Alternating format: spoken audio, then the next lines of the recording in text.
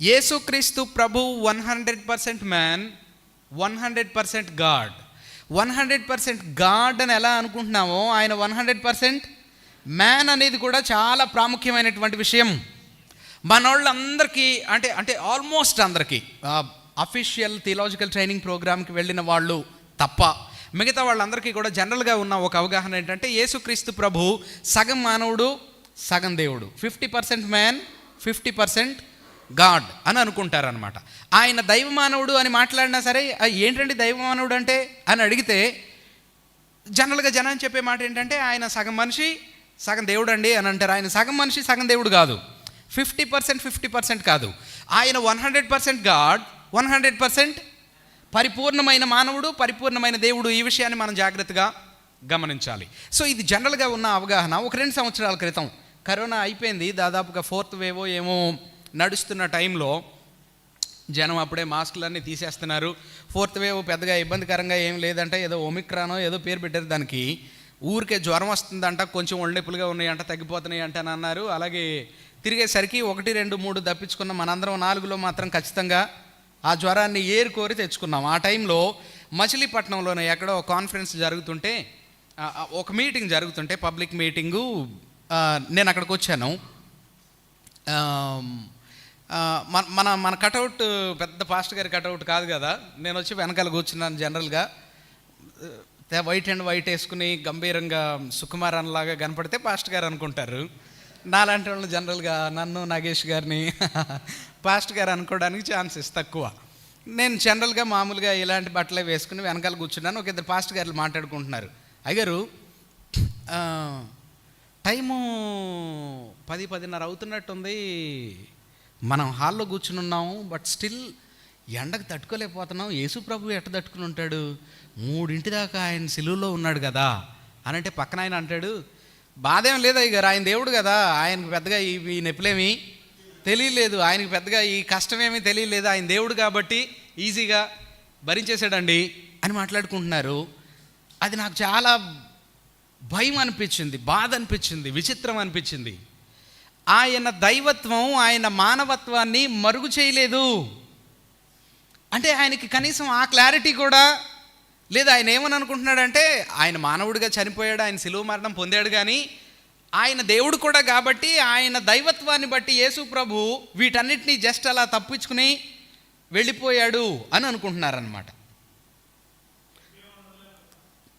నొప్పేమి ఉండదంట, ఆయనకు నొప్పేం తెలియదు, ఆయన నొప్పేమి అనుభవించలేదు. ఆ చెమట్లో ఎండలో వాళ్ళు అంత కొట్టినా సరే, ఆయన సిలువలో మిట్ట మధ్యాహ్నం 3 గంటల వరకు వ్రేలాడుతున్నా సరే ఆ బాధ ఆయనకి పెద్దగా ఏం తెలియలేదు అని మాట్లాడుతున్నాడు.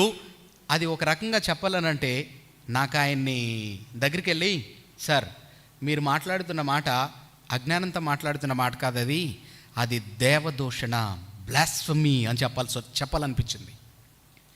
కానీ పాలు తాగే పిల్లోడికి బిర్యానీ పెడితే ఏమైంది, కక్కేసుకుంటాడు, చాలా సీరియస్గా అయిపోయి హాస్పిటల్లో పెట్టాల్సి వస్తుంది. ఇప్పుడు ఆయన దగ్గరికి వెళ్ళి కానీ నేను దేవదూషణ అన్నానంటే నన్ను అబద్ధ బోధికుడు అనుకుంటాడు.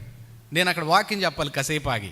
అందుకని నేనేం చెప్పడానికి ధైర్యం చేయలేదు, జస్ట్ నవ్వుకున్నాను, బాధపడ్డాను. ప్రభు ఏదైనా అవకాశం ఇవ్వు బందర్లో ప్రభువుని గురించి చెప్పడానికని అనుకున్నా 2-3 ఏళ్ల క్రితం.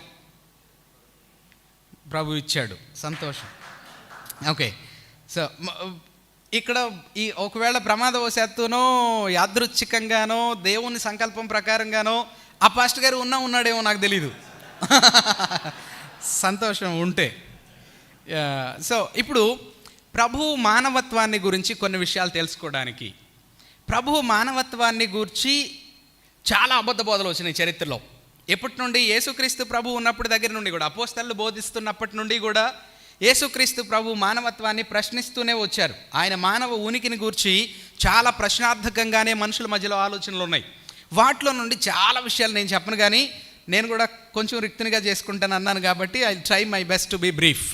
నేను వీలైనంత క్లుప్తంగా మీకు విషయాన్ని ఎక్స్ప్లెయిన్ చేయడానికి ప్రయత్నం చేస్తాను.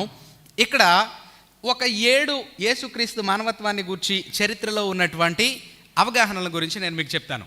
మొదటిది డోసెటిజం అని అంటారనమాట. డోసెటిజం అని అంటే ఏంటంటే Jesus was only appearing to be human. యేసుక్రీస్తు ప్రభు జస్ట్ మానవునిగా ఉండడానికి మాత్రమే కనపడ్డాడు అంతే. అది it's a kind of illusion. కనికట్టు అంటే తెలుసా మీకు అందరికీ? కనికట్టు అంటే ఏంటి? కనికట్టు అంటే ఏంటంటే ఏదో ఉందన్నట్టుగా అదేదో లేదన్నట్టుగా మన కళ్ళ ముందు చేసే ఒక మాయ అన్నమాట. గారిడి అని అనుకోవచ్చేమో. గారిడి అంటేనేమో మ్యాజిక్, అదే గారిడీనే మ్యాజిక్.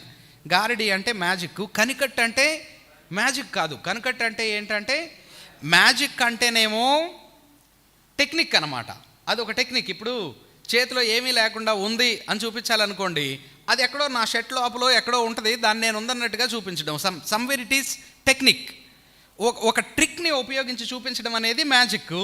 కానీ కనికట్టు అంటే ఏంటంటే వాడి దగ్గర ఏమీ ఉండదు, కానీ మనల్ని ఒక ఇల్యూషన్లోకి తీసుకెళ్తాడు అనమాట. ఒక ఊహా ప్రపంచంలోకి తీసుకెళ్తాడు. లేని దాన్ని ఉందన్నట్టుగా క్రియేట్ చేయడం అనమాట. సో మా చిన్నప్పుడు అరే కనికట్టు చేసేవాళ్ళు వచ్చారంట అని అంటే ఈ ఏరియాలోనే, మాది ఈ ఏరియాలోనే పెదకళ్ళేపల్లిలో మా మామయ్య ఉండేవాడు. అక్కడికి వెళ్ళాను నేను. అక్కడికి వెళ్తే మా బావ ఉండేవాడు శామ్ అని. వాడు నేను కలిసి స్కూల్లో ఆడుకోవడానికి వెళ్తే అరే కనికట్టు చేసేవాళ్ళు వచ్చారంట అని మాట్లాడుకుంటుంటే ఆ కనికట్టు చేసేవాళ్ళు వచ్చారు. కృష్ణా నది ఆ ఒడ్డు మీద ఒక చిన్న కార్నర్లో కూర్చుని వాడు ఏదో చేస్తున్నాడు. అదిగో ఆ కళ్ళ ముందు తాడి చెట్టు కనపడుతుందా మీకు అని అడిగాడు. కనపడుతుంది అన్నారు. దాన్ని చూడండి నేను మాయం చేస్తాను అని వాడు ఏదో ఎట్టెట్టెట్టెట్ట అన్నాడు. ఆ తాడి చెట్టు జనమందరూ చూస్తూ ఉండగా కిందకి వెళ్ళిపోయింది. మళ్ళీ పైకి రప్పిస్తున్నాను చూడండి అన్నాడు. మళ్ళీ అది పైకి వచ్చింది. వాస్తవానికి అక్కడ తాడి చెట్టే లేదు, అది కిందకి వెళ్ళింది లేదు, పైకి వచ్చింది లేదు. నాకు కనపడింది, కొంతమందికి కనపడింది, కొంతమందికి కనపడలా. అంటే నమ్మిన వాళ్ళకి కనపడింది, నమ్మిన వాళ్ళకి సో ఉంది అన్నట్టుగా మనల్ని క్రియేట్ చేయడం కనికట్టు అని అంటాం అనమాట.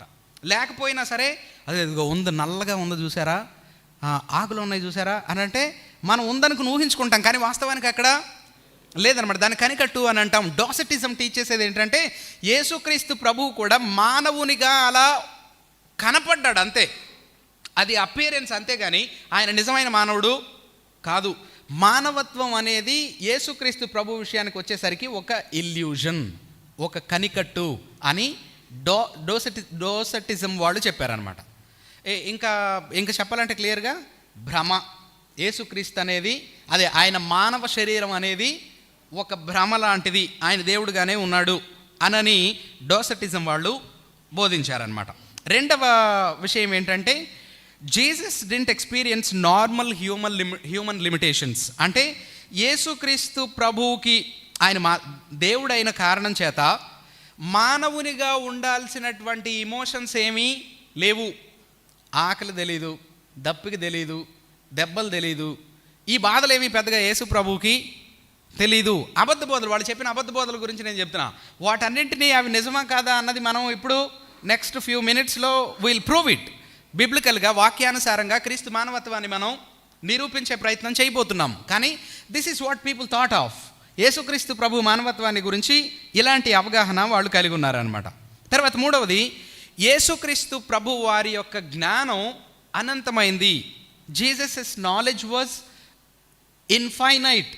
ఆయన మానవుడిగా ఉన్నప్పటికీ కూడా ఆయన దైవత్వం ఫుల్గా ఉన్న కారణం చేత యేసుక్రీస్తు ప్రభు మానవుళ్లాగా ఏమీ ఫీల్ అవ్వలేదు. అంటే ఆయనకేమీ పెద్దగా ఎక్సైట్మెంట్లు, సస్పెన్స్లు లాంటివి ఏమీ లేవు అని చెప్పారనమాట. అంటే ఆయన జ్ఞానం పూర్తిగా దైవికంగా, ఆయన దేవుడిగా ఉన్నప్పుడు ఆయన సర్వజ్ఞానిగా ఎలా ఉన్నాడో, మానవుడిగా వచ్చిన తర్వాత కూడా ఆయన సర్వజ్ఞానిగానే ఉన్నాడు అనేది వాళ్ళు చెప్పినటువంటి ఇంకొక విషయం.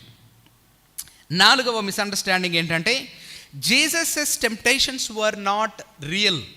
యేసుక్రీస్తు ప్రభు ఎదుర్కొన్నటువంటి శోధనలన్నీ కూడా నిజం కాదు. అంటే అన్ని విషయాల్లో ఆయన మనలాగా శోధించబడలేదు. ఇప్పుడు మనం ఎదుర్కొంటున్న శోధనలన్నీ యేసు ప్రభు దగ్గరికి వెళ్ళి, ప్రభా ఈ శోధన ఉంది నాకు, నేను ఎదుర్కొంటున్నాను, నేను జయించలేకపోతున్నాను, నాకేం చేయాలో అర్థం కావట్లేదు అని అంటే మీరు ఆ విషయాలన్నీ ఆయనతో చెప్పడం వల్ల ఉపయోగం ఏం లేదు. ఎందుకంటే ఆయన వాటన్నిటినీ అనుభవించలేదు. ఆయన దేవుడు కాబట్టి ఈ టెంప్టేషన్స్ అన్నిటికీ పైన ఉన్నాడు. He was above the temptations అని అన్నారనమాట. తర్వాత యేసుక్రీస్తు ప్రభువుని గురించి ఇంకొక గుంపు అర్థం చేసుకున్న ఇంకొక ముఖ్యమైన విషయం ఏంటంటే, Jesus was merely a moral teacher, not divine. Jesus was merely a human being, not divine. యేసుక్రీస్తు ప్రభు మానవుడు అని అర్థం చేసుకోవడానికి వాళ్ళు తీసుకున్న ఇంకొక ఎక్స్ట్రీమ్ లెవెల్ ఏంటంటే, ఆయన 100% మ్యాన్, 0 గాడ్. ఆయన మానవుడిగా వచ్చాడు, మానవునిగానే ఉన్నాడు, అంతే. ఆయనలో దైవత్వం లేదు. ఇందాక బిబు అన్న చెప్పినప్పుడు ఆ పాయింట్ దగ్గరే మనం కాస్త ఎక్కువ టైము గడిపాం.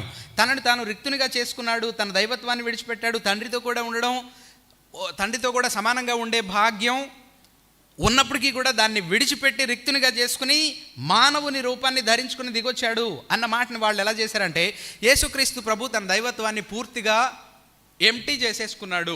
కెనోసిస్, ఈ టాపిక్ అంతా ఒక చాలా పెద్ద డిబేటబుల్ టాపిక్ అనమాట. దాని గురించి మనం డిబేట్ పెట్టుకోవాలని అనుకుంటే గంటలు మాట్లాడుకోవచ్చు. కానీ వీళ్ళు కూడా ఒక ఆ అవగాహనతో ఏమని అన్నారంటే, యేసుక్రీస్తు ప్రభు దేవుడు కాదు, అసలు ఆయనలో దైవత్వం లేదు, ఆయన ఓన్లీ మానవుడు మాత్రమే. ఆయన మానవత్వాన్ని గురించి ఉన్నటువంటి అవగాహనలు అనమాట. తర్వాత 6వది, Jesus had a super human childhood. యేసుక్రీస్తు ప్రభువుకి అసాధారణమైన మానవాతీతమైనటువంటి బాల్యం ఉంది. ఎక్కడి నుండి వీళ్ళు తీసుకొచ్చారు అని అంటే, యేసుక్రీస్తు ప్రభు బాల్యాన్ని గురించి మాట్లాడడానికి అపోక్రిఫల్ బుక్స్ అంటారు, తెలుసా మీకు? అపోక్రిఫల్ బుక్స్ అంటే ఏంటిది? ఆర్సిఎం బుక్స్ తెలుసా? అందరికీ తెలుసా? ఆర్సిఎం వాళ్ళకి మనకంటే ఓ 14 పుస్తకాలు 12 పుస్తకాలు ఎక్కువ ఉంటాయి, తెలుసా మీకు? 14 పుస్తకాలు ఎక్కువ ఉంటాయి. సో అవన్నీ బైబిల్ని క్యాననైజ్ చేస్తున్నప్పుడు, బైబిల్ ప్రామాణికతను, బైబిల్ ప్రామాణికాన్ని సెట్ చేస్తున్నప్పుడు ఆదిమ సంఘ పితరులు కూర్చుని వాళ్ళందరూ కూడా ఈ పుస్తకాలు మాత్రమే దైవ ప్రేరేపితాలు అని ఫైనల్ చేసి 27 పుస్తకాలను మాత్రమే దైవావేశం వలన కలిగిన లేఖనాలు, ఇందులో రాయబడిన ప్రతి మాట కూడా దేవుని ఆత్మచేత రాయబడింది అని వాళ్ళు అధికారికంగా ప్రామాణికంగా ఆమోదించే టైంలో ఈ 14 పుస్తకాల్లో కొన్ని పుస్తకాలు లేవు, ఉన్న కొన్ని పుస్తకాలు దైవ ప్రేరితాలు కావు అని అన్న విషయాన్ని వారందరూ ఆమోదించారనమాట. అయితే సాతానుడు వాడు బాగా తెలివైన వాడు కదా, వాడు ఏమైనా చేయగలడు. వాడి పని ఏంటంటే ఎలాగోలా దేవుని పనిని పాడు చేయాలి, దేవుని ప్రజల్ని దారి మళ్లించాలి, దేవుని దగ్గర నుండి దారి మార్చాలని. ఆ తర్వాత ఇంకొక 100 సంవత్సరాల తర్వాత, 100 ఏంటి దాదాపుగా అపోక్రిఫల్ బుక్స్లో కొన్ని అయితే దాదాపుగా 1300-1400 సంవత్సరాలు అప్పుడు కూడా పెట్టారు. వాడు ఈ పరిశుద్ధ బైబిల్ గ్రంథానికి ఇంకా కొన్ని పుస్తకాలు చేర్చి ఇది కూడా దేవుని వాక్యమే అని చెప్పాడు అనమాట, అని చెప్పించాడు. ఆ పుస్తకాల్లో కొన్ని స్టోరీస్ రాసున్నాయి.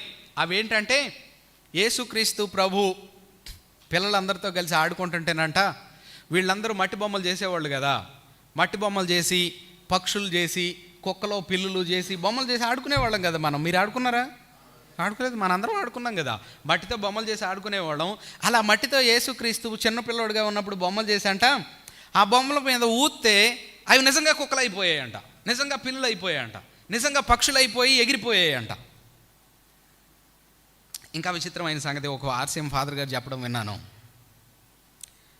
యేసుక్రీస్తు ప్రభు చిన్నప్పుడు ఒక చోట పాస్ పోసుకుంటుంటే ఆ ప్రాంతంలో చచ్చిపోయినాయి అన్నీ లేచినాయి అంట, ప్రాణం వచ్చిందంట వాటన్నిటికీ. ఇలాంటి పిచ్ స్టోరీలన్నీ అలాంటి పుస్తకాల్లో వీళ్ళు రాసుకుని వీళ్ళు ఏమని అంటారంటే, యేసుక్రీస్తు ప్రభు బాల్యం మనందరి బాల్యంలాగా గడవలేదు, ఆయనకు ఒక సూపర్ న్యాచురల్ బాల్యం ఉంది. బాల్యంలో కూడా ఆయన దైవత్వం చేతే డామినేట్ చేయబడింది, కానీ ఆయన మానవత్వం తక్కువ చేయబడింది. ఆయన మానవత్వాన్ని మనందరిలాగా ఎంజాయ్ చేయలేదు. పిల్లలు చాక్లెట్లు లాగేసుకుంటే ఏడవడం, అనవసరంగా ఎవడో వచ్చి అకారణంగా గొడవ చేయడం, రే మా అమ్మతో చెప్తా నీ సంగతి అని అనడం, ఇట్లాంటివన్నీ యేసు ప్రభువుకి తెలీదు అని అన్నారు. కానీ వాటిని గురించి కూడా మనం నేర్చుకుంటాం. ఆఖరిది 7వ సంగతి ఏంటంటే, Jesus human experiences have no bearing on our own. అంటే యేసుక్రీస్తు ప్రభు వారి యొక్క అనుభవాలన్నీ కూడా మనం యేసుక్రీస్తు ప్రభు మనలాగా అనుభవించాడు అని అనుకోవడానికి మన అనుభవాలకి యేసుక్రీస్తు అనుభవాలకి పొత్తు లేదు, పోలిక లేదు, సంబంధం లేదు. ఆయన మానవుడిగా గడిపిన రోజులు వేరు, మన మానవత్వం వేరు, రెండు వేరు. ఈ 7 ప్రాథమికంగా చరిత్రలో ఉన్నటువంటి ముఖ్యమైన అవగాహనలు. ఇప్పుడు మనం నెక్స్ట్ తెలుసుకోవాల్సిన విషయం ఏంటంటే, ఇప్పుడు నేను మీకు 7 విషయాలు యేసు ప్రభు మానవత్వాన్ని గురించి చెప్పాను. ఈ 7లో ఏదో ఒక అవగాహన మనకుంటుంది. నేను పాస్టర్ గారు అబ్బాయినండి, నేను పుట్టక ముందే మా అమ్మ మా నాన్న పరిచర్యలో ఉన్నారు. అంటే ఒక రకంగా చెప్పాలనంటే పుట్టు క్రైస్తవులు అని అంటారు కదా, ఆ లెక్కేసుకుంటే నేను పుట్టడమే క్రైస్తవుడిగా పుట్టా. చిన్నప్పటి నుండి వాక్యం బాగా తెలుసు, భక్తి తెలుసు, యేసు ప్రభు ఎవరో తెలుసు, ఇవన్నీ నాకు బాగా తెలుసు. కానీ నేను వాక్యం చదువుతున్నప్పుడు, నేను నేర్చుకుంటున్నప్పుడు, ఆల్మోస్ట్ నేను బైబిల్ కాలేజీకి వెళ్ళే వరకు, బైబిల్ కాలేజీకి వెళ్ళి వచ్చిన తర్వాత కూడా ఇంకొక 2-3 సంవత్సరాల వరకు, దగ్గర 2013, 14, 15 వరకు కూడా బైబిల్ చదువుతుంటే నాకు పట్టాన అర్థమయ్యేది కాదు. ఇప్పుడు నేను మీకు 7 విషయాలు చెప్పాను కదా, ఈ 7లో కనీసం ఒక 2-3 విషయాలు నిజమని నేను నమ్మేవాడిని. నాకు పెద్దగా అవగాహన ఉండేది కాదు. కాబట్టి మనందరం కూడా అతీతులం కాదు. ఒకసారిగా మనకు రాత్రికి రాత్రే సూపర్ న్యాచురల్గా దేవుడు అంత జ్ఞానాన్ని అపోస్తల కార్యాలు 2వ అధ్యాయంలో కానీ పరిశుద్ధాత్మ దేవుడు వాళ్ళకి భాషలు మాట్లాడడానికి వరం ఇచ్చినట్టుగా దేవుడు మనకు వాక్యం చెప్పడానికి రాత్రికి రాత్రే జ్ఞానాన్ని అలా ఇవ్వడానికి వీలు కాదు. దేవుని వాక్యాన్ని దేవుడు మనకిచ్చాడు, మనమే శ్రద్ధగా నేర్చుకోవాలి, ప్రయాసపడి నేర్చుకోవాలి. It is not something super naturally given over night, రాత్రికి రాత్రి వచ్చేసేది కాదు. కాబట్టి ఈ 7 విషయాల్లో ఏదో ఒక పాయింట్ దగ్గర మనము దగ్గరగా ఉండే అవగాహన కలిగి ఉండొచ్చు. మనం ఇలాంటి బోధలు విని కూడా ఉండుండొచ్చు. విచారకరంగా మనం కూడా ఇలాంటి బోధలు చేసి కూడా ఉండుండొచ్చు. అందులో అనుమానం ఏమీ లేదు. సో ఇప్పుడు కానీ మనం నేర్చుకునే విషయం ఏంటంటే, యేసుక్రీస్తు ప్రభు 100% హ్యూమన్ బీయింగ్, ఆయన పరిపూర్ణమైనటువంటి మానవుడు. ఇప్పుడు మనం మాట్లాడిన 7 విషయాల్లో ఏది కూడా యేసుక్రీస్తు ప్రభు మానవత్వానికి అప్లై కాదు, ఖచ్చితంగా కాదంతే. ఆయన పరిపూర్ణమైన మానవుడు అని అనగానే మనం జనరల్గా మాట్లాడుకోవాల్సిన విషయాలు ఏంటంటే, విశ్వాసులంగా, క్రైస్తవులంగా, పాస్టర్ గారులంగా మనందరికీ ఒక సంగతి తెలుసు. మీరు అందరూ కూడా బోధించే ఉంటారు. మనందరం సమాధి కార్యక్రమాలు చేస్తాం, పుట్టినరోజులు చేస్తాం, పెళ్ళిళ్ళు చేస్తాం, వీటన్నిటిలోనూ మనం ప్రసంగాలు చేస్తాం. జనరల్గా మనందరికీ ఒక విషయం తెలుసు, ఒక వ్యక్తిని మనిషి అని అనాలంటే ఏమేమి ఉండాలి చెప్పండి, మనిషి లక్షణాలు చెప్పండి. ఒక వ్యక్తి మనిషి అని మనం చెప్పాలి అని అంటే, సిస్టమాటిక్ థియాలజీలో ఆంథ్రపాలజీ అని ఉంటుంది ఒక టాపిక్. ఆంథ్రపాలజీలో అయితే మేము ముక్కలుగా ఖండాలుగా దాన్ని విభజించి నేర్చుకుంటాం మనందరం కదా. కానీ ఇన్ జనరల్, జస్ట్ మనం జనరల్గా మాట్లాడుకునేటప్పుడు ఎవరినైనా మనిషి అని పిలవాలంటే కొన్ని లక్షణాలు ఉండాలి కదా. అవేంటి చెప్పండి ఒక్కొక్కటి. నేను మొదలుపెట్టిన, మనిషికి పుట్టి ఉండాలి. ఫస్ట్ ఏమై ఉండాలి? మనిషికి పుట్టి ఉండాలి. తర్వాత ఎమోషన్స్ ఉండాలి. ఓకే, బాధ, సంతోషం, ఇవన్నీ ఎమోషన్స్ ఉండాలి. తర్వాత అదే ఎమోషన్స్ అంటే ఇక అవన్నీ వస్తాయి కదా, ఆకలి ఉంటుంది, దుఃఖం ఉంటుంది, భావోద్వేగాలు, భావోద్రేకాలు, ఇవన్నీ ఉండాలి. ఇంకేమేమి ఉండాలి? ఎగ్జాక్ట్లీ, ఏముండాలి? శరీరం ఉండాలి. కాళ్ళు చేతులు ఉండాలని చెప్పకుండా, అవి లేకపోయినా సరే మనిషి అని అంటారు కొంతమందికి, ఒక్కొక్కసారి ఉండవు. సో శరీరం ఉండాలి, అది మోర్ యాక్యురేట్ పదం అన్నమాట. శరీరం ఉండాలి. ఇంకా ఆలోచించే శక్తి ఉండాలి, జ్ఞానం ఉండాలి. ఇంకా చెప్పండి. మీరందరూ పాస్టర్ గారులా అండి, పాస్టర్ గారు లాగా చెప్పండి నాకు సమాధానం. ఏమన్నారు?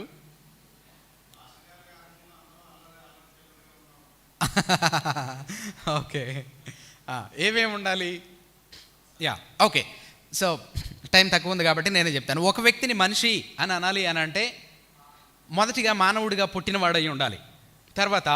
పుట్టిన తర్వాత ఒకవేళ మనిషికి పుట్టినా సరే, మనిషికి పుట్టాక ఈ మధ్య కాలంలో అప్పుడప్పుడు మనం పేపర్లోను వాటిలోనూ చూస్తూ ఉన్నాం, మనిషికి ఏదో ఆకారాలు మారి పంది పుట్టింది, కుక్క పుట్టింది, గుర్రం పుట్టిందని ఇలాంటివి ఏదో చెప్తున్నారు. సో అలాంటివి ఏమన్నా చూస్తారేమోనని పుట్టిన తర్వాత కూడా అని నేను ఈ మాట వాడుతున్నాను అనమాట. సో పుట్టిన తర్వాత మనిషి అని మనం మాట్లాడుకుంటే, ఆంథ్రోపోస్ అని మనం మాట్లాడుకుంటే పదార్థం ఓకే, ఆ థియలాజికల్ టర్మ్స్ తీసి పక్కన పెడితే, మనిషి అని అనగానే మానవుడు 3 భాగాల సమ్మిళితం. ఏంటవి అని అంటే శరీరం, ప్రాణం, ఆత్మ. శరీరం, మనసు, ఆత్మ. శరీరం అంటే ఏంటి? శరీరం ఏం చేస్తుంది? శరీరం ఏం చేస్తుంది అని అంటే, శరీరం, బాడీ ఈజ్ అ కంటైనర్. శరీరం అనేది మనస్సుని, ఆత్మని మోసే ఒక కంటైనర్ అనమాట.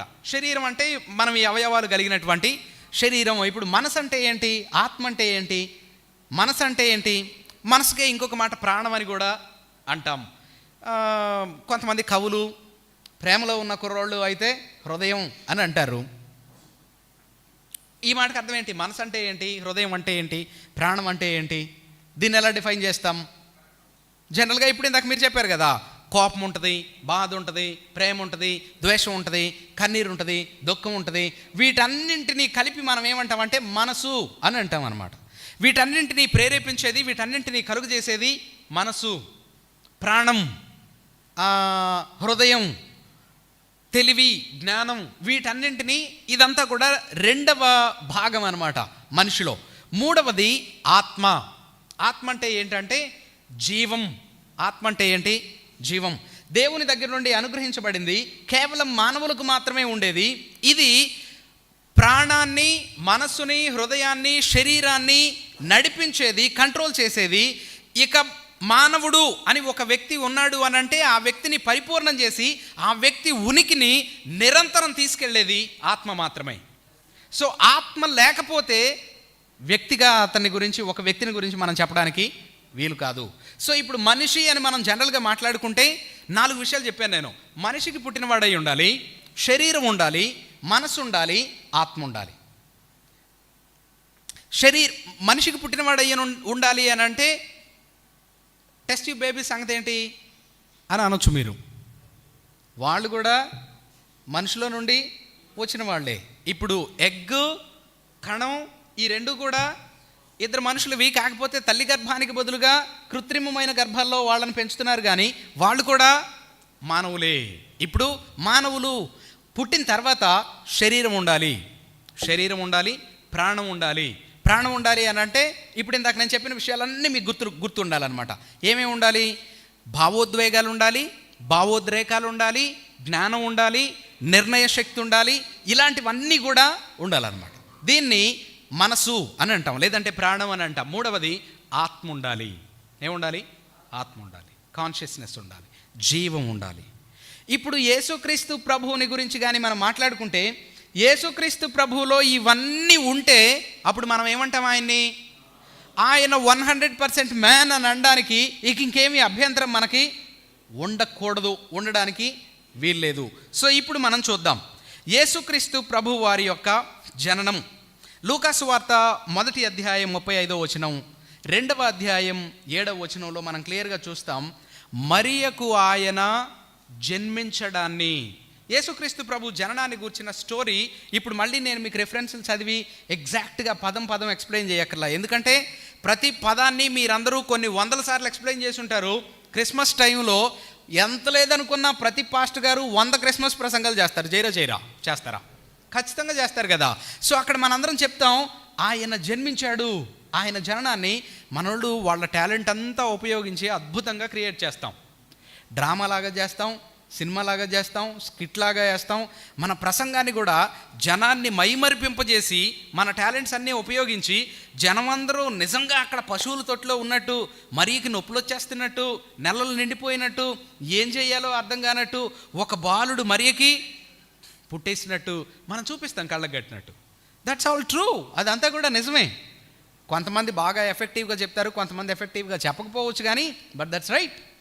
యేసుక్రీస్తు ప్రభు మనందరిలానే తల్లి గర్భంలో నుండి పరిపూర్ణమైన మానవుడిగా ఆయన జన్మించాడు. సో ద ఫస్ట్ పాయింట్, క్రీస్తు జననం, యేసుక్రీస్తు జననం. ఆయన మిగతా మానవులందరిలానే తల్లి గర్భంలో జన్మించాడు. ఆయన పిండంగా ప్రవేశించినది మొదలుకొని మిగతా పిండాలన్నీ ఎలా ఎదుగుతాయో, మనందరం తల్లి గర్భంలో ఎలా రూపించబడుతూ వచ్చామో, ఎలా 5వ వారంలో ప్రాణం వస్తుందో, 6-7 వారాల్లో కళ్ళు చెవులు వస్తాయో, అలాగే నెమ్మదిగా యేసుక్రీస్తు ప్రభువు కూడా just like any other human being, ఇతర ప్రతి మానవుల్లానే ఆయన కూడా తల్లి గర్భంలో ఎదుగుతూ వచ్చాడు. వచ్చిన తర్వాత ఒక మంచి శిశువుగా, ఒక పరిపూర్ణమైన మానవునిగా ఆయన తల్లికి జన్మించాడు. లూకాసు వార్త 2వ అధ్యాయం 40వ వచనం 52వ వచనం నోట్ చేసుకోండి. యేసుక్రీస్తు ప్రభు వారి యొక్క శరీరం నిజమైనటువంటి శరీరం చాలా క్లియర్గా మనం అక్కడ చూస్తాం.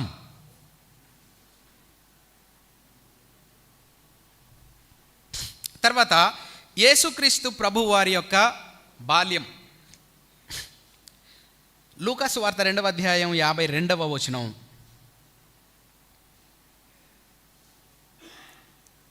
నలభై 46-47 వచనాల్లో కానీ మనం చూస్తే అక్కడ యేసుక్రీస్తు ప్రభువారు సమాజ మందిరంలో ధర్మశాస్త్రాన్ని బోధిస్తూ ఉంటే వాళ్ళ మధ్యలో కూర్చుని ఆయన ఆలకించుచుండెను అని ఉంటుంది. తెలుగులో కూడా మంచిగానే ట్రాన్స్లేట్ చేశారు. ఆలకించడం అంటే ఏంటి? వినడం కూడా నేర్చుకునేటట్టుగా వినడం, ఆసక్తిగా వినడం, ఒక కొత్త విషయాన్ని గురించి తెలుసుకుంటున్నట్టుగా వినడాన్ని ఆలకించడం అని అంటాం అన్నమాట. ఊరికే వినేటట్టయితే వినడం అని అంటాం. ఇప్పుడు మీలో కొంతమంది వింటున్నారు అంటే మీకు ఆల్రెడీ ఇక్కడ మేము చెప్తున్న విషయాలు తెలుసు, మీకు ఆల్రెడీ ఒక మంచి థియలాజికల్ అండర్స్టాండింగ్ ఉంది. ఇప్పుడు నగేష్ అన్న కానీ, సుకుమార్ అన్న కానీ, జూడ్ అన్న కానీ వింటున్నారు అని అనుకోవచ్చు. ఎందుకు అని అంటే ఈ విషయాలన్నింటి గురించిన ఒక మంచి కన్విక్షను, అవగాహన వాళ్ళకు ఉంది కాబట్టి దే హీర్ ఇట్. వాళ్ళు కొత్తగా నేర్చుకునేది ఏం లేదు. కానీ మీలో కొంతమంది ఆలకించే వాళ్ళు ఉన్నారు. ఆలకించడం అంటే ఏంటంటే క్రొత్తగా వింటున్నారు, మీరు వాటిని నేర్చుకుంటున్నారు, మీరు చాలా ఆసక్తిగా ఈ విషయాలన్నింటినీ నోట్ చేసుకుంటున్నారు. ఇట్స్ లైక్ అరే మనం ఫస్ట్ టైం వింటున్నామే ప్రభువుని గురించి, ఇంత అద్భుతమైన విషయాలు అని శ్రద్ధగా వినడాన్ని. ఈ టైంలో ఓ పక్కన జేబులో ఫోన్ వైబ్రేట్ అవుతున్నా సరే మీకు తెలీదు. క్లాస్ అయిపోయిన తర్వాత అరే మిస్డ్ కాల్ ఉంది, ఫోన్ జేబులోనే ఉందిగా అనుకుంటారు. తెలియకుండా అంత ఫోకస్డ్గా వినడాన్ని ఆలకించడం అని అంటాను తెలుగులో. యాక్చువల్గా ఆ మాటకు అర్థం కూడా అలాగే ఉంది. జీసస్ లెర్న్డ్ అని ఉంటుంది అనమాట. ఆయన మిగతా మనుషులందరిలానే ధర్మశాస్త్రాన్ని మానవుల దగ్గర నుండి, ధర్మశాస్త్ర బోధికుల దగ్గర నుండి నేర్చుకోవడాన్ని మనం చూస్తున్నాం.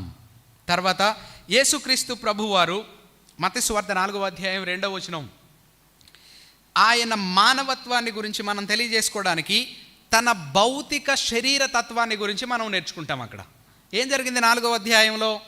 మళ్ళీ దీని మీద కూడా మీరు అందరూ ప్రసంగాలు చేసి ఉంటారు కదా.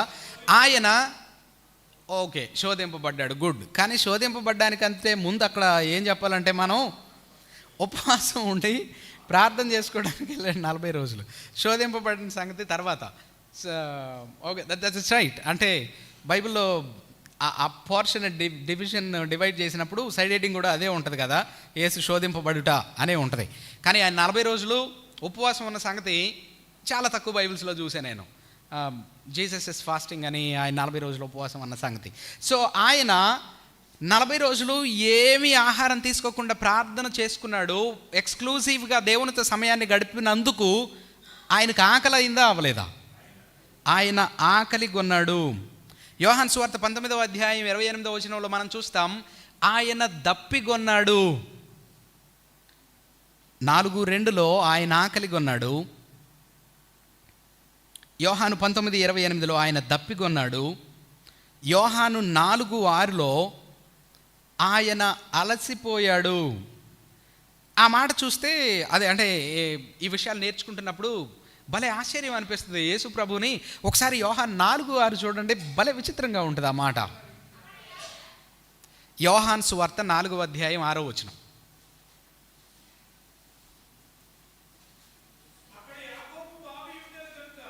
ఉంది.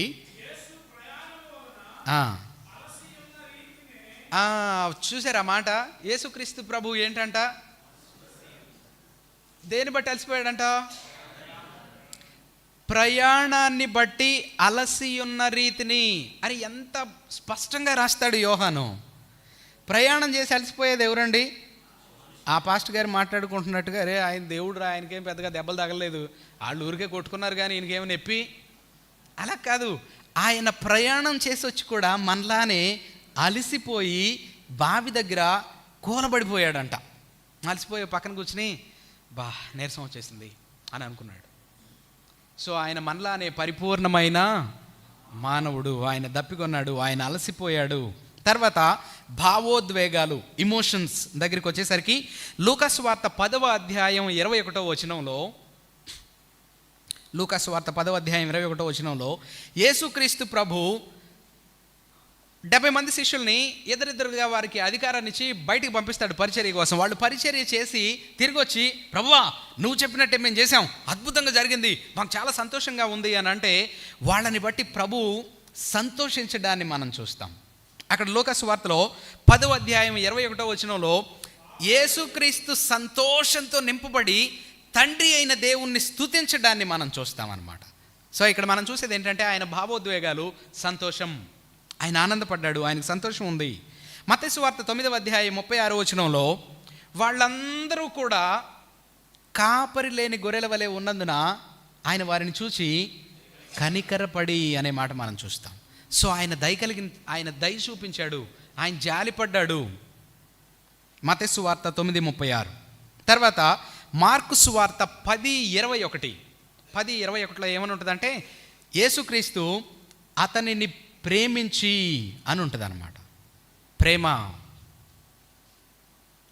మనం ప్రేమించినట్టుగానే మన దగ్గరికి ఎవరన్నా వస్తే ఒక వ్యక్తిని మనం ప్రేమిస్తాం కదా, అలాగే ఆయన కూడా ప్రేమ కలిగి ఉన్నాడు మానవునిగా ఉన్నప్పుడు.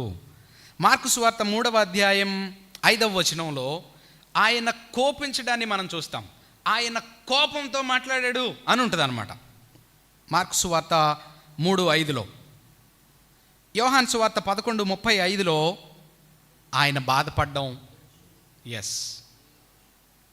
మార్కు సువార్త 14:33లో ఆయన చింతించడం.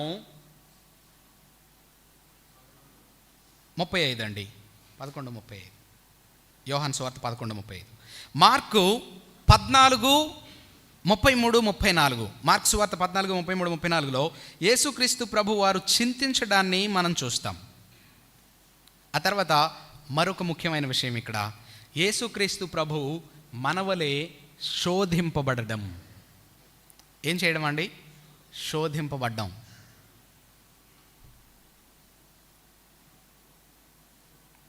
శోధింపబడ్డం అంటే ఏంటి? శోధన అని మాట్లాడినప్పుడు మనకు తెలుగులో దాదాపుగా బైబిల్లో 2 సార్లు కూడా శోధన అనే ఉంటుంది. కానీ యాక్చువల్గా శోధన అనే దానికి 2 పదాలు ఉంటాయి. ఒకటి ఇంగ్లీష్లో అయితే టెస్ట్, రెండవది టెంప్టేషన్. టెస్ట్ అంటే ఏంటి? పరీక్షించడం, పరీక్షింపబడ్డం అంటే మనం నిలబడతామా లేదా అని పరీక్షించడం. శోధింపబడ్డం, టెంప్ట్ చేయబడ్డం అంటే ఏంటి? మనల్ని ఖచ్చితంగా పడేయడానికి ఒక కీడుని పంపించడం, దాన్ని టెంప్ట్ చేయబడ్డం అని అంటాం అన్నమాట. ఇప్పుడు మనం ఉపవాసం ఉండి ప్రార్థన చేసుకుందాం అని అనుకున్నాం. ఎప్పుడు ఉండే కిచెనే, ఎప్పుడు ఉండే భార్యనే. కానీ మనం ఎప్పుడైతే ఉపవాసం ఉండి ప్రార్థన చేసుకుంటామో 9ంటికి బాగానే ఉంటుంది, 10ంటికి బాగానే ఉంటుంది, 11ంటికి బాగానే ఉంటుంది, 12ంటికి వాసనలు బయలుదేరుతాయి, 1 గంటకి ఆ వాసన తీవ్రం అవుతూ ఉంటుంది. ఎప్పుడు ఉండే కూరే. సో ఇప్పుడు 2 అయిన తర్వాత ఉపవాసం కంటిన్యూ చేయాలా వద్దా అనే ఆలోచన స్టార్ట్ అవుతుంది. 3 గంటలకి ఏదో ఒకటి తేలిపోతాయి. దాన్ని ఏమంటాం? దాన్ని శోధన అంటామా, పరీక్ష అంటామా? పరీక్ష అనేవాళ్ళు పరీక్ష అనుకోండి, శోధన అనేవాళ్ళు. నేను మీకు ఎగ్జాంపుల్ చెప్పాను. యేసుక్రీస్తు ప్రభు కూడా మానవునిగా ఉన్నప్పుడు శోధింపబడ్డాడు. దానికి బెస్ట్ ఎగ్జాంపుల్ ఏంటంటే హెబ్రీ పత్రికలో ఉన్న రిఫరెన్స్ చూడండి. హెబ్రీ గ్రంథకర్త చాలా స్పష్టంగా రాస్తాడు అన్నమాట. హెబ్రీ పత్రిక 4వ అధ్యాయం 15వ వచనం.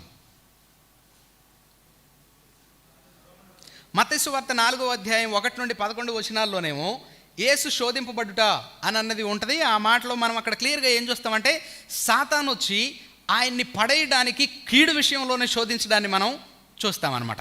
అది క్లియర్ కట్గా శోధన అని మనకి తెలుస్తుంది. ఇక్కడ మనం అర్థం చేసుకోవాల్సింది ఏంటంటే కేవలం ఆకలిని గురించో, లేదనంటే అధికారాన్ని గురించో, లేదనంటే మహిమను గురించో, ఇలాంటి వాటిని గురించి మాత్రమే యేసు ప్రభు ఏదో దైవికమైన ఆయన రేంజ్లో ఆయన శోధించబడ్డాడు అని మాత్రమే కాదు. కానీ హెబ్రీ 4:15 కూడా చూడండి ఒకసారి.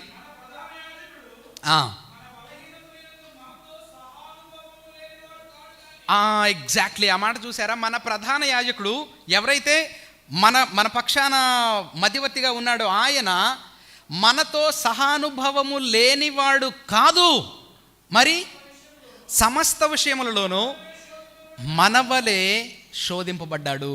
పాస్టర్ నగేష్ గారు ఒక అద్భుతమైన పాట రాశారు యేసుక్రీస్తు ప్రభువు శోధింపబడ్డాని గురించి. మనవలే ఆయన అన్ని విషయాల్లోనూ శోధింపబడ్డాడు.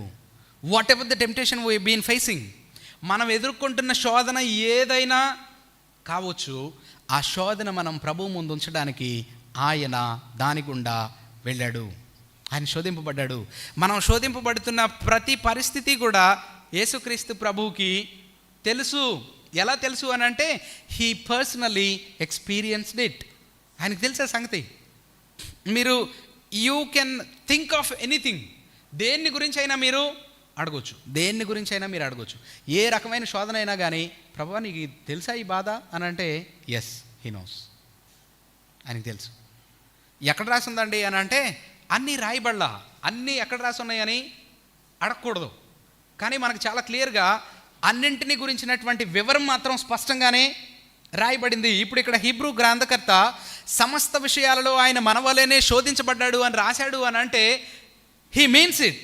దాని అర్థం అదే. బైబిల్లో రాయబడిన ఏ మాట కూడా ఎవరు తన సొంత ఆలోచనలను బట్టి వాళ్ళ సొంత మాటలు రాయలేదు, ఊరికే ఏదో ఫ్లోలో వచ్చేసిన మాటలు రాయలేదు. పరిశుద్ధాత్మ దేవుడు ప్రతి మాటను ఆయన పర్యవేక్షించి అనుమతించి రాయించాడు. Not an iota. అయోటా అంటే ఈ గ్రీక్ భాషలో ఉండే ఒక చిన్న చుక్క అనమాట. సో ఒక చిన్న చుక్క కూడా, కామా ఫుల్ స్టాప్ లాంటివి కూడా పరిశుద్ధాత్మ దేవుని అనుమతి లేకుండా బైబిల్ గ్రంథంలో రాయబడలేదు. ఆ సంగతి మనం గుర్తుపెట్టుకోవాలి. అన్ని విషయాల్లో ఆయన శోధించబడ్డాడు అని అన్నాడంటే అన్ని విషయాల్లోనూ శోధించబడిన విషయాలన్నీ రాయడానికి వీలు కాదు. యోహాను చెప్తాడు కదా, యోహాను చెప్తాడు 20వ అధ్యాయంలో 21వ అధ్యాయంలో ఏమనంటాడు, యేసుక్రీస్తు ప్రభు చేసిన కార్యాలన్నింటినీ గురించి రాయాలంటే ఈ పుస్తకాలు పెట్టడానికి భూలోకం అంతా సరిపోదేమోనని నాకు తోచుచున్నది అని అంటాడు కదా. సో అంటే యేసు ప్రభు 3.5 సంవత్సరాలు శిష్యుల మధ్యలో చేసినవి చెప్పడానికే యోహానికి భూలోకం సరిపోకపోతే అన్ని విషయాలు రాయాలని అంటే వీలయ్యే పనేనా? కానీ మనకు అవసరమైన ప్రతిదీ మాత్రం ఆయన ఖచ్చితంగా రాయించాడు. ఆయన మనవలే శోధింపబడ్డాడు. తర్వాత ఇతరులతో యేసుక్రీస్తు సంబంధాలు, కుటుంబ సంబంధాలు. మార్కు సువార్త 6వ అధ్యాయం 3వ వచనం, లూకా సువార్త 2వ అధ్యాయం 51వ వచనంలో మనం చూస్తాం.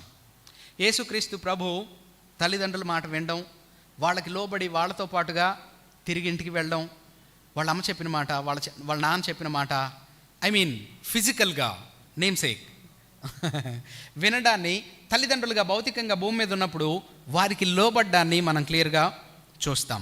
తర్వాత యోహాను సువార్త 2వ అధ్యాయంలో యేసుక్రీస్తు పెళ్ళికి వెళ్ళడాన్ని మనం చూస్తాం. యోహాను సువార్త 15వ అధ్యాయంలో యేసుక్రీస్తు స్నేహితులను గురించి మాట్లాడడాన్ని మనం చూస్తాం. విచ్ మీన్స్ దాని అర్థం ఏంటంటే యేసుక్రీస్తు ప్రభువు కూడా ఫ్రెండ్స్ ఉన్నారు. వాళ్ళు ఎంత అదృష్టవంతులు కదా. చిన్నప్పటి నుండి యేసు ప్రభు ఫ్రెండ్స్, క్లాస్మేట్లు, ఆ రోడ్లో ఉన్నవాళ్ళు, ఆయనతో కలిసి ఆడుకున్న వాళ్ళు, ఇవన్నీ భలే సంతోషంగా ఉంటాయి ఆలోచిస్తే. నేను కూడా ఆ టైంలో పుట్టుంటే బాగుండని అనిపిస్తూ ఉంటుంది కదా. మన పాస్టర్ గారులే మంచిగా వాళ్ళు ఎక్స్పోజిషన్ వాక్యం చెప్పేటప్పుడు ఇలాంటి విషయాల గురించి మాట్లాడుతూ ఉంటారు. ఆయన శిష్యులు ఎంత ధన్యులు, ఆయన ఉన్న సమయంలో ఉన్న ప్రజలు ఎంత ధన్యులు, మరియా ఎంత భాగ్యవంతురాలు, ఇలాంటి విషయాలన్నీ మాట్లాడినప్పుడు అరే ఆ ప్లేస్లో నేను కూడా ఉండుంటే ఎంత బాగుండేది, నేను మిస్ అయ్యానే అని అనిపిస్తుంది ఒక్కొక్కసారి. బట్ మనం ఏం మిస్ అవ్వలేదు.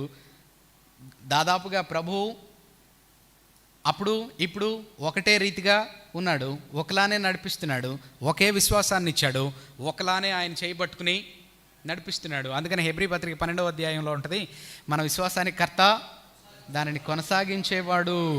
సో మనలో ప్రారంభించింది ఆయనే, చేయబట్టుకుని జాగ్రత్తగా చివరిదాకా నడిపించేది కూడా ఆయనే. భయపడాల్సిన పని ఏమీ లేదు. కాకపోతే ఆ ఫిజికల్ ఎక్స్పీరియన్సెస్ మాత్రమే మనకు లేవు, బట్ మనకు గొప్ప నిరీక్షణ ఉంది. ఒక అద్భుతమైన సత్యం ఏంటంటే, మనం ఆయన ముందు కూర్చుని, నిన్న నగేష్ అని అనుకుంటా చెప్పారు, మనందరం పరలోకంలో ప్రభు పాదాల దగ్గర కూర్చుని ఉండబోతున్నాం. ద యునిక్నెస్ ఏంటంటే, ఇది నా సబ్జెక్ట్ కాదు, బట్ స్టిల్ ఊరికే ఒక్క మాట చెప్తా. యేసుక్రీస్తు ప్రభు సర్వవ్యామి అని మనం మాట్లాడుకుంటాం. ఆయన దేవుడు సర్వవ్యామి అని అంటే ఓమ్ని ప్రజెంట్ అని అంటారు. సర్వవ్యామి అంటే ఆయన అంతటా ఉన్నవాడు. యేసు ప్రభు పాదాల దగ్గర మరీ కూర్చున్నట్టుగా నేను కూడా కూర్చుంటాను అని అంటే, ఇప్పుడు మీరందరూ 200 మంది వచ్చి కూర్చున్నారు అనుకోండి, ఇక్కడ యేసు ప్రభు కూర్చుని చెబుతున్నాడు అనుకోండి, ఇక్కడ ఏ నగేష్ అన్నో నేనో కూర్చుంటాం. మరి మీ అందరి సంగతి ఏంటి? మీరందరూ కుర్చీలో కూర్చుని ఉండాలి కదా. కానీ మనందరం ఆయన పాదాల దగ్గర కూర్చుని ఉంటాం అని అంటే దాని అర్థం ఏంటంటే, నగేష్ అన్న మంగినపూడి బీచ్లో కూర్చుని ఉంటాడు, నేను ఏ బందరకోటలోనో కూర్చుని ఉంటా, మీరు ఏ గిలకల దిండ్లోనో కూర్చుని ఉంటారు, మీరు మీ ఇంటి దగ్గర కూర్చుని ఉంటారు. పరలోకంలో సీన్ ఎలా ఉంటుందంటే, మనం ఎక్కడున్నా సరే ప్రభు మన పక్కనే ఉంటాడు. మనందరం ప్రభు పాదాల దగ్గరే ఉంటాం, మనందరి దగ్గర ఉండేది ప్రభువే. మళ్ళీ అలా అని 100 మంది ప్రభువులు కాదు, ఒక్క ఆయనే. అది దేవుని యొక్క విశిష్టమైన ప్రత్యేకమైనటువంటి లక్షణం. ఆమ్ని ప్రెజెంట్ అంటే అంతటా ఉన్నవాడు. ఆయన మనందరితోనూ ఉంటాడు. ఒకవేళ ఇన్ పర్సన్ ఉండాలి అని అనుకుంటే పరలోకంలో ఖచ్చితంగా ఆయన ఇన్ పర్సన్ ఉంటాడు. బైబిల్లో రాసి ఉంది, మరి అది ఎలా వీలవుతుంది అని అంటే అక్కడికి వెళ్ళిన తర్వాతే చూద్దాం మరి ఎలా ఉంటాడో మనకు తెలియదు, but it is very clear.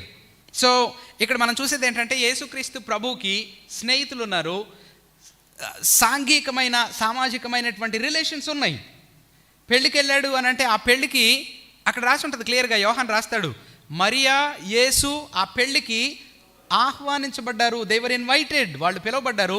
పిలిచినప్పుడు యేసు ప్రభు వాళ్ళని గౌరవించి వెళ్ళాడు. సో ఆయన సామాజికమైనటువంటి సంబంధాలను కూడా మెయింటైన్ చేస్తూ వచ్చాడు. 5వ పాయింట్, యేసు శ్రమను బలహీనతను అనుభవించాడు మనందరిలానే. ఇందాక చెప్పాను యోహాను సువార్త 4:6, తర్వాత లూకా సువార్త 22వ అధ్యాయం 44వ వచనంలో యేసుక్రీస్తు ప్రభు మనందరిలానే శ్రమని అనుభవించాడు. ఫిజికల్గా ఆయన బాధపడ్డాడు, ఆయన నొప్పి తెలియకుండా లేడు, ఆయన నొప్పిని అనుభవించాడు. తర్వాత ఇమోషనల్గా యేసుక్రీస్తు కూడా మోసం చేయబడ్డం, విడిచిపెట్టబడ్డాన్ని అనుభవించాడు. మత్తయి సువార్త 26వ అధ్యాయం, మత్తయి సువార్త 26 14 నుండి 16 వచనాలు, మత్తయి సువార్త 26 56, మత్తయి సువార్త 26 69 నుండి 75. ఈ 69 నుండి 75 అయితే నాకు చాలా విచిత్రంగా ఉంటుంది. అంటే యేసుక్రీస్తు ప్రభు ఆ ఫీలింగ్ను కూడా అనుభవించాడు. ఇప్పుడు ఇస్కరియోతు యోధా అనుకోండి, ఫస్ట్ నుండి వాడు ఆ పని కోసమే ఏర్పరచబడ్డాడని దేవునికి యేసు ప్రభుకి తెలుసు. వాడు ఏం ద్రోహం చేస్తున్నాడో కూడా తెలుసు. వాడు యాజకుల దగ్గరికి వెళ్ళి డీల్ మాట్లాడుకుంటున్నప్పుడు కూడా యేసు ప్రభుకి తెలుసు. వాడు వచ్చిన తర్వాత ఏం చేస్తాడో కూడా యేసు ప్రభుకి తెలుసు. పేతురు ఏం చేస్తాడో కూడా యేసు ప్రభువుకి తెలుసు. కానీ పేతురు యేసు ప్రభు ఇలా దాటుకుంటా వెళ్తుంటే ఆ పక్కన ఆయన ఎవరో నాకు తెలీదు అని అన్నప్పుడు ఆయన ఎలా ఫీల్ అయి ఉంటాడు? ఆయనతో పాటుగా ఉన్నాడు, ఎక్కడున్నాడో తెలుసా? ఆయనతో పాటు ఆల్మోస్ట్ మిగతా శిష్యులందరూ కాస్త అప్పుడప్పుడు ఓ పూట పక్కెళ్ళి ఉంటారేమో, కానీ పేతురు మాత్రం అలా కూడా ఎప్పుడు వెళ్ళి ఉండకపోవచ్చు బహుశా. ఎందుకనంటే రూపాంతరం కొండ మీదకి వెళ్ళినప్పుడు ఎవరెవరు ఉన్నారు అక్కడ? పేతురు, యోహాను, యాకోబు. పేతురు అక్కడ కూడా ఉన్నాడు. సో అంత అన్యోన్యంగా ఉన్నటువంటి, చాలా నమ్మకమైనటువంటి, ప్రభువా నీ కోసం నేను ప్రాణమైనా ఇచ్చేస్తానన్నవాడు ఆయన చూస్తూ ఉండగానే ఆయనకి వినపడేటట్టే, ఆయనకి నాకేం సంబంధం లేదు, ఆయన ఎవరు నాకు తెలియదు, మీరు నన్ను ఇసుకెచ్చబాకండి అని అంటే ఎలా ఉంటుంది? ఆయన అనుభవించాడు. తర్వాత మత్తయి సువార్త 26 36 నుండి 42 వరకు అక్కడ మనం ఏం చూస్తామంటే, మానసిక మరియు భావోద్వేగ చింత. హీ వాజ్, ఎంత తీవ్రమైన వేదన ఆయన అనుభవించాడంటే, నా ప్రాణము మరణమవునంతగా వేదన పడుచున్నది అని యేసు ప్రభు శిష్యులతో చెప్తాడు అక్కడ పర్టికులర్గా. ఆ శిష్యులను తీసుకుని వెళ్ళి ఏకాంతంగా ప్రార్థన చేయడానికి గడుపుతా తీవ్రమైన వేదనతో నాకు చచ్చిపోయే అంత వేదనగా ఉంది. ఆయన అనుభవించాడు, ఆయనకు తెలుసు. ఆఖరిది 6వది ఆయన మరణం. మానవునిగా ఆఖరి అనుభవం ఏంటంటే మనుషులందరూ చచ్చిపోవాలి. మనుషులందరూ చచ్చిపోవాలి. మార్కు సువార్త 15వ అధ్యాయం 15 నుండి 37 వచనాలు, యోహాను సువార్త 19వ అధ్యాయం 30 నుండి 42 వచనాలు యేసుక్రీస్తు మరణాన్ని గురించి మనం చూస్తాం. He literally died. ఆయన చనిపోయాడు. ఇస్లాంలో ఉన్నట్టుగా సాయిబులు అనుకుంటున్నట్టుగా నేనేం అనట్లేదండి. వాళ్ళు ఇక్కడ ఎవరన్నా విన్నా గబుక్కుని మళ్ళీ మనోభావాలు దెబ్బతింటాయి. భారతదేశంలో దెబ్బతిన్నట్టుగా మనోభావాలు ఏ దేశంలోనూ దెబ్బతినవు జనానికి. ఓకే, సో యేసుక్రీస్తు ప్రభువుకి ఆయన్ని చంపను లేదు, సిలువెక్కించను లేదు అని అన్నట్టుగా అలాంటి అవగాహన కాదు. ఇక్కడ ఈ లేఖన భాగాల్లో మనం క్లియర్గా చూస్తాం. He died. ఆయన మానవులందరిలానే చనిపోయాడు. తన ఆత్మని తండ్రికి అప్పగించాడు, తన ప్రాణాన్ని విడిచిపెట్టాడు. He died. సిలువ మీద నుండి చనిపోయిన ఆయన దేహాన్ని శిష్యులు కిందకి దించారు. ఆయన దేహాన్ని శిష్యులు సమాధి చేశారు. రోమా సైనికులతో సహా అక్కడున్నటువంటి సైనికులు, యేసుక్రీస్తు శిష్యులు, ఆ సమాధి ఇచ్చిన ఆయన, ఆ సమాధిలో పెట్టిన వాళ్ళు, ఆ గుడ్డలు చుట్టిన వాళ్ళు, సుగంధ ద్రవ్యాలు తెచ్చిన వాళ్ళు అందరూ ఆయన మరణానికి సాక్షులుగా ఉన్నారు. అదెవరో ఒక ఆయన రాసిన స్టోరీ కాదు, వందల సాక్షులు ఉన్నాయి, వేల సాక్ష్యాలు ఉన్నాయి. ఆయన ప్రజలందరి ముందు నిజంగా చనిపోయాడు. హెబ్రీ పత్రిక 2వ అధ్యాయం 17వ వచనంలో ఏమని ఉంటుందంటే, ప్రజలందరి పాపమునకు పరిహారము చేయు నిమిత్తము. ఏం చేయడానికంట? మనుష్యుల పాపానికి పరిహారం చేయడానికి ఆయన మనల్లో ఒకరిగా రావాల్సి వచ్చింది. మానవుల పాపం కొరకు పరిహారం చేయాలంటే ఖచ్చితంగా ఆయన మానవుడై ఉండాలి. ఆయన పరిపూర్ణమైన మానవుడు కాకపోయి ఉంటే ఆయన సిలువ కార్యం వల్ల ప్రయోజనం ఏమీ లేదు. బిగినింగ్లో ఒక ఆయన గురించి చెప్పాను. ఆ పాస్టర్ గారు చెప్పినట్టు ఆయన ఏమి దెబ్బలు తినకుండా నొప్పి లేకుండా చచ్చిపోయి ఉంటే ఆ సిలువ కార్యం వ్యాలిడ్ సిలువ కార్యం కాదు, అది నిజమైన మరణం కాదు. హెబ్రీ పత్రికలో స్పష్టంగా చేయబడింది, పాప పరిహారం కొరకు, ప్రాయశ్చిత్తం కొరకు, మానవులందరి పాపాలు పరిహరింపబడాలంటే ఒక మానవుడే నిజంగా చనిపోవాల్సిందే. మానవుల పాపం కొరకు మానవుడే చనిపోవాలి. తర్వాత 1 తిమోతి పత్రిక 2వ అధ్యాయం 5వ వచనంలో ఉంటుంది, మనుషులకి దేవునికి మధ్యలో ఒక మధ్యవర్తి ఉండాలి. ఆ మధ్యవర్తి ఎవరై ఉండాలి? నరుడు, మానవుడే అయి ఉండాలి. మానవుల మధ్యలో మధ్యవర్తి మానవుడే అయి ఉండాలి. ఆ మానవుడు దైవ మానవుడై ఉండాలి. పరిపూర్ణమైన మానవుడు అవ్వకపోతే మానవుని గురించి మానవుల పక్షాన మధ్యవర్తిత్వం చేయడానికి వీలు కాదు. మనుషులు నమ్మలేరు కదా. ఇప్పుడు మన మధ్యలో ఏదైనా ఒక జంతువు వచ్చి మీ ఇద్దరి మధ్యలో గొడవను నేను సెటిల్మెంట్ చేస్తాను అని అందనుకోండి. ఇప్పుడు ఓ కోతికి మనిషికి గొడవ అయిందనుకోండి, ఇంకో కోతి వచ్చి నేను మీకు న్యాయం చేస్తానని అంటే నమ్ముతామా మనం? న్యాయం చేస్తే చేసి ఉండొచ్చు. కోతి నిజంగానే నిష్పక్షపాతంగా ఒక మంచి జడ్జిలాగా చాలా దైవికంగా మారు మనసు పొంది బాప్తీసం పొందిన కోతి అయి ఉండొచ్చు. కానీ మనం కోతిని నమ్ముతామా? ఎందుకు నమ్మం అని అంటే, కోతి ఏదో ఒక పాయింట్లో కోతి పక్షాన్ని నిలబడే అవకాశం ఉంటుందని అనుకుంటాం మనం కదా. కాబట్టి ఇంకా ఏ రూపంలోనైనా కానీ ఒక ఆయన వచ్చి నేను న్యాయం చేస్తాను అని అన్నాడు అని అంటే మనం దాన్ని నమ్మకపోయి ఉండొచ్చు. మానవుల పక్షాన పరిపూర్ణంగా మధ్యవర్తిత్వం చేయడానికి ఆయన పరిపూర్ణమైన మానవుడై ఉండాలి. మనలానే ప్రతి అనుభవాన్ని 100% అనుభవించిన వాడై ఉండాలి ఆయన యేసుక్రీస్తు. 1 పేతురు పత్రిక 2వ అధ్యాయం 21వ వచనంలో పరిపూర్ణమైన మాదిరిగా ఆయన ఉన్నాడు అని రాసి ఉంటుంది. 1 పేతురు 2:21లో పరిపూర్ణమైన మాదిరి.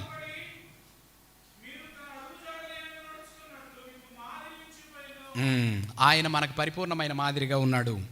ఆఖరి మాట 1 కొరింథీ పత్రిక 15వ అధ్యాయం 20-23 వచనాలు చదవక్కర్లేదు, నేను చెప్తాను.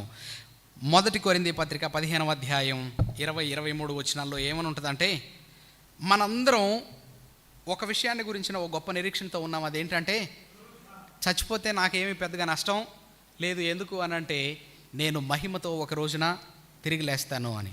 తిరిగి లేస్తాను అని అనడానికి మనకు నిరీక్షణ ఏంటి? మనకి హోప్ ఏంటి?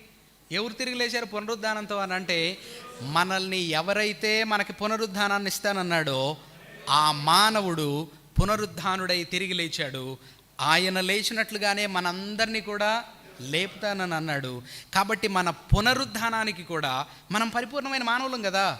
పాపంలో ఉన్న మనిషి, భౌతికమైన మనిషి, ఇటు చచ్చిపోయిన మనం ఎలా తిరిగి లేస్తామని అంటే, సేమ్ మనలానే ఉన్న యేసుక్రీస్తు కూడా చనిపోయి పునరుద్ధానుడై మహిమ శరీరంతో తిరిగి లేచాడు. ఆయన లేచాడు, ఆయన లేపుతానన్నాడు. ఖచ్చితంగా మనం కూడా లేస్తామనే ఒక 100% నిశ్చయత, నిరీక్షణ మనకుండడానికి ఆయన పునరుద్ధానం ఆధారం. ఆ పునరుద్ధానుడైన క్రీస్తు, పరిపూర్ణ మానవుడైన క్రీస్తు, మన మాదిరి అయిన క్రీస్తు మనల్ని నడిపించి తన పునరుద్ధాన శక్తితో నింపి ఆయన మహిమలో నిలబెట్టునుగాక. Thank you so much.